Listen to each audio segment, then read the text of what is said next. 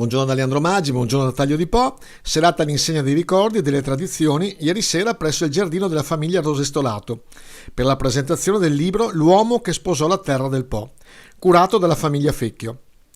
Il volume, edito da Helicon, offre un panorama sulla nascita, la realizzazione e la divulgazione del mondo magico delle occarine, del delta del Po e i loro suoni.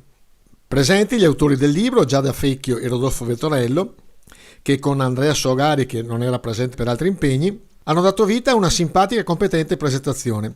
La coautrice, Giada Fecchio, ha ricordato anche il nonno Idelmo, precursore di questa nobile arte.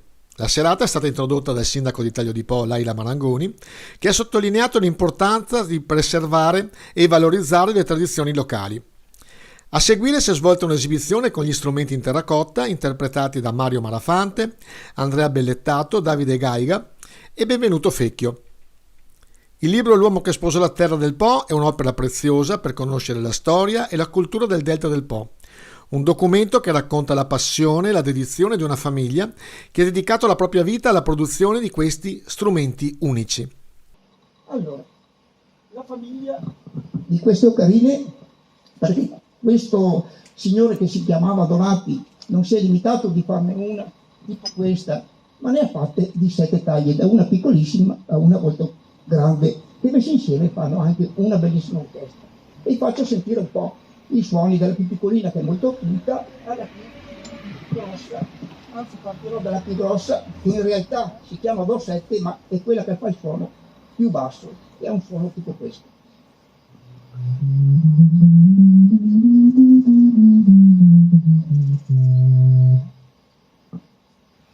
Poi a scendere c'è la Sol 6, che è un suono leggermente più alto. Un bellissimo suono. E poi scendendo abbiamo la Do 5, un pochettino più alta.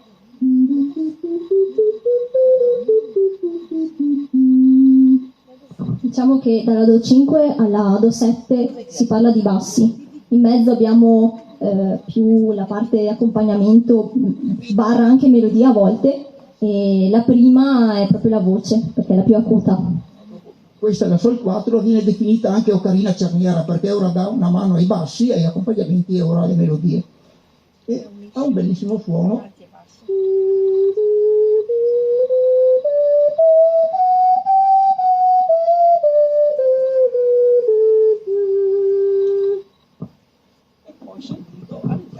All'Odo 3. Ecco, questo è il modello di ocarina che generalmente si può utilizzare, forse la più indicata, ed è questa forma che viene fatta praticamente per poi essere adoperata a scuola per le lezioni di musica, e si chiama Do 3. Ha un suono che assomiglia un pochettino al flauto dolce.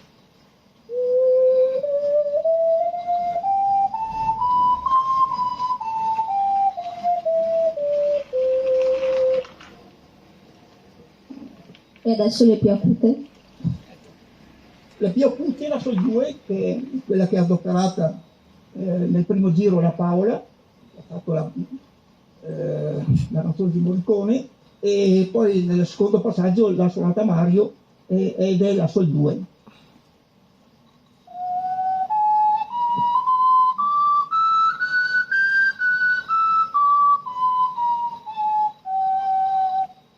Adesso arriva l'insidiosa Do 1, la più piccolina, apparentemente sembra la più facile, ma è difficoltosissima, sia a livello cosiddetti staccati, che bisogna essere molto precisi, e un po' anche col fiato, perché è un po' una macchina da corsa, gira veloce, però bisogna stare attenti alle curve, perché se non si prendono bene si va fuori subito.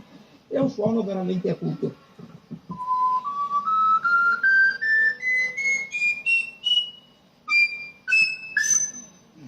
Ha dei suoni anche